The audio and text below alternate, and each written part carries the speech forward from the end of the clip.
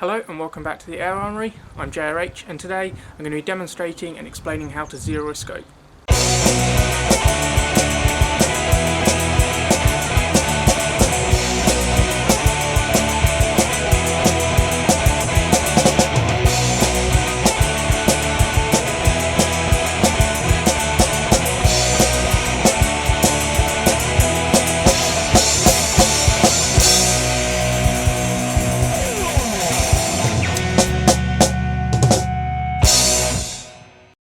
I'll start by apologising in case some people find this video a bit basic, but I know that zeroing can be tricky, especially for new shooters, and I remember how frustrated I used to get by it, but hopefully this video will have something for everyone.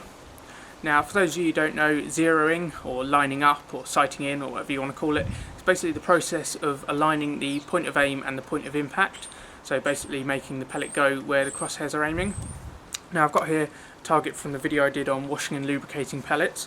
As you can see, the grouping's not bad, but it's off-centre, and that's because the scope wasn't zeroed. Now it goes without saying that the reason you want your scope zeroed is so you can hit what you're aiming for. There's a number of reasons it might not be zeroed. If there's a new gun, a new scope, it might not have been adjusted yet. If the scopes have been moved or knocked, or if you're shooting over different distances with different pellets, all those things can make a difference. In this video I'm going to show you two different ways to zero a scope and hopefully give you some handy tips along the way. The main scope I'll be zeroing in this video is this Edgar Brothers MC1, which is a 3 to 9 by 40, and that's on my Hatsan 80-4410 that you can see here. I'll also be using a Konus shot 4x32 to demonstrate and explain a couple of things, as it's a lot easier seeing as it's not currently fitted to a gun. Just a few things to mention before I start to zero my scope. Now, the majority of scopes are adjusted by turning the elevation dial on top and the windage dial on the side, and as you can see these are under protective caps, so you'll need to take those off.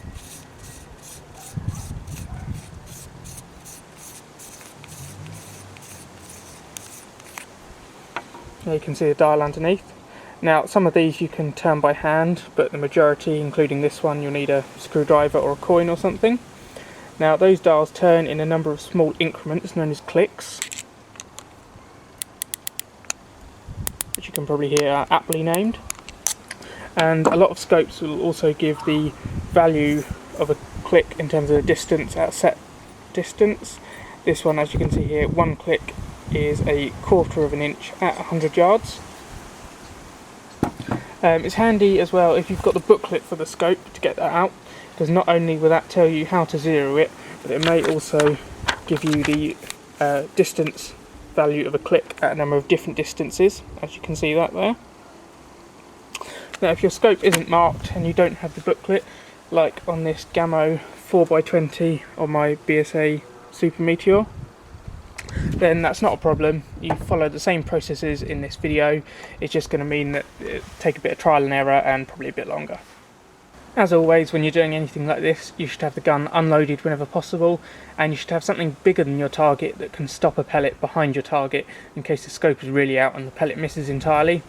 Now I know that the scope I'm zeroing today isn't too far out, but I have a 4cm thick, 55cm by 70cm piece of kitchen sideboard behind my target just in case, which you'll probably see in the background later on. For my target, I find something simple like this is best, although not essential. But whatever target I'm using, I find it easiest to draw horizontal and vertical lines directly through the centre of the target, and you'll see why that is later on.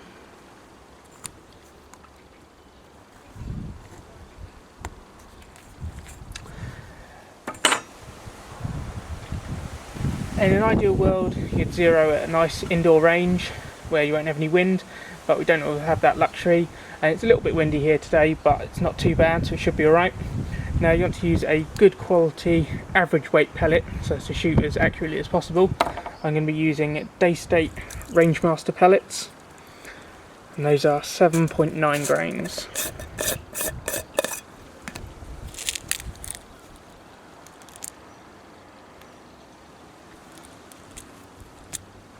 Before you zero the scope, you need to make sure that it's set up correctly.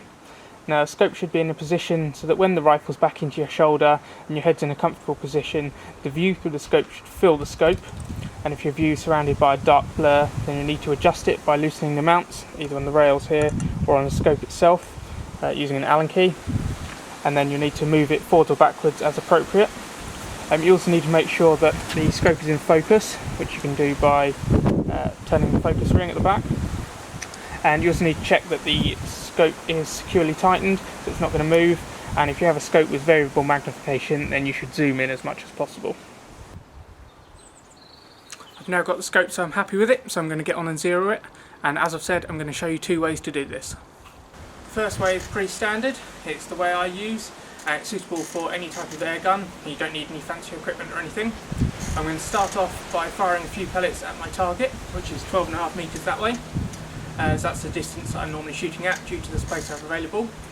Now, I normally fire 5 pellets at a time, as that's enough to give you some kind of grouping, whereas if you only shoot 2 or 3, one stray you can throw it out and it won't be reflective of where your gun's shooting, but any more than 5 and it gets a bit confusing.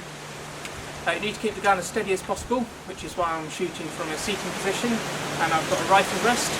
Now, if you don't have a gun rest, you can lean your gun on anything where you can keep it steady. So I'm now going to take my first 5 shots at the centre of the target.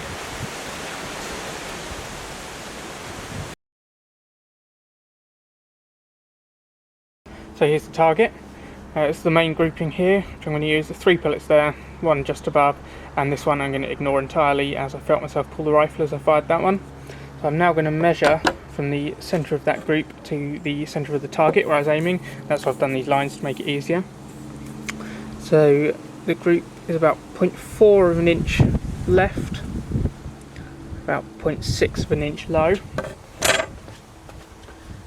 You can see from the dial on the side of the scope here that this scope, one click will change the impact point by 1/4 of an inch at 100 yards. So I now need to work out what one click is worth at the value I'm shooting. Now, I've already said I was shooting at 12.5 metres, so I then need to convert that into yards, which I'm going to do on my iPod here. That works out, rounding up, about 13.7 yards.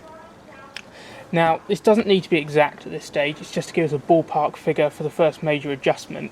So I'm actually going to treat it as 12.5 yards, as it's not far off and it's an easier number to work with, as you get a nice round number when you divide 100 by 12.5, so that comes out at 8.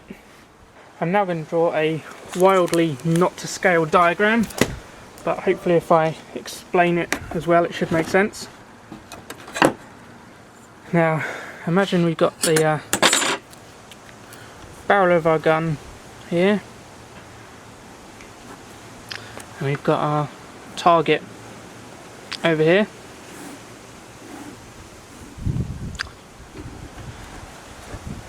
Now obviously if that's shooting in a straight line, there, but so this is over 100 yards, and we're going to imagine though that we've actually hit here on the target, and for argument's sake that's actually 1/4 of an inch, so I'm working with the distances given on the dials on the scope.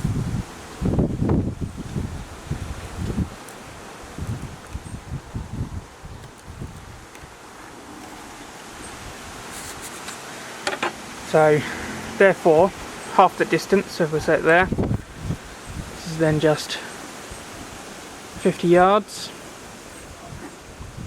half the distance, and it means that the variation here is actually halved as well. So one click at halfway, 50 yards, is only actually going to be worth 1/8 of an inch. Obviously we're shooting at 1/8 of the distance, because 100 divided by 12.5 is 8. So at one click that distance is going to only be 1/8 of the 1/4 of an inch.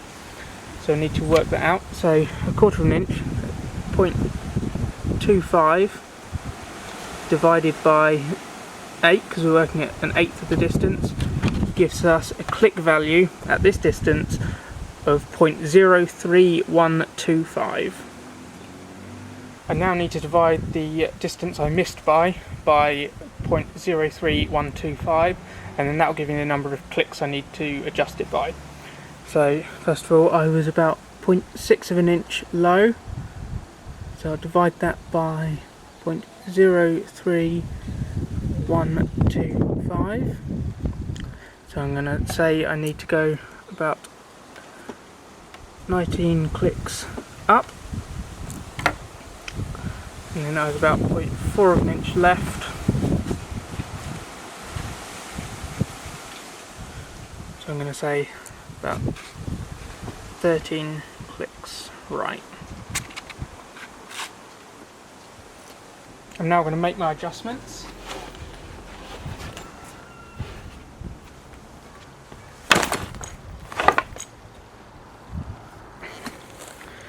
Now this scope you can adjust by hand, so I need to go right, so that's going to be anti-clockwise, that's 13 clicks.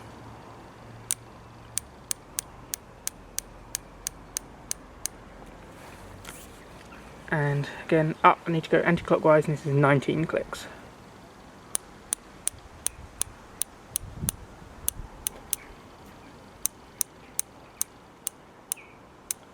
Okay, that's done. Now, before I shoot the target again, what I'm going to do is, with a red pen, I'm just going to ring all these shots I've done so it doesn't get confusing when I look at it again next time.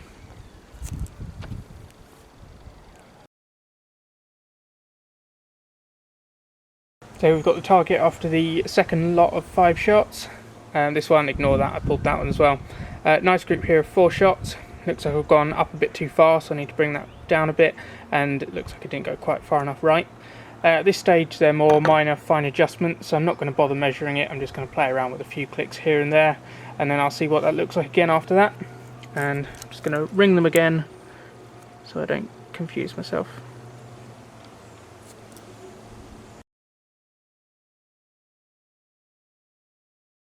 There's my target. Now it certainly wasn't the most accurately I've ever fired, which didn't really help things. A couple in the centre there, a couple off down there, and then stray over there. I probably should have measured it last time looking at this. It's all getting a bit confusing now, so I don't really know whether it's shooting there or there. So I'm actually going to change out the target and try it again without adjusting it. And that last adjustment was 9 clicks down and 4 right. Well, it actually looks like, having taken the time to aim properly, those last adjustments weren't too bad, all within the centre. So what I'm actually going to do is put another few shots on that, just to make sure that is definitely where it's going.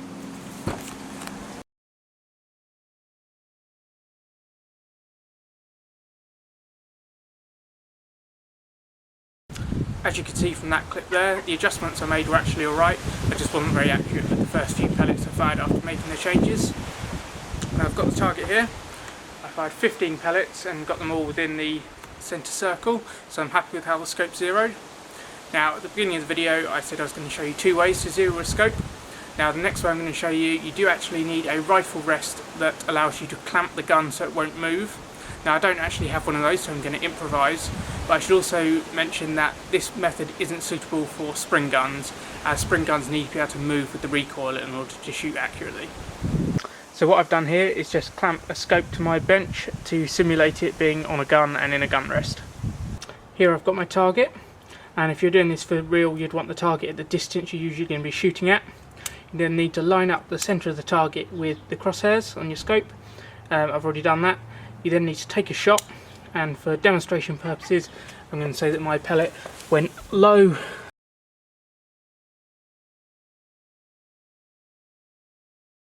For this method you don't actually need to worry about measuring anything, you just need to adjust the crosshairs so that they line up with the point of impact of the pellet you've just fired, and that's why it's so important that the gun doesn't move at all.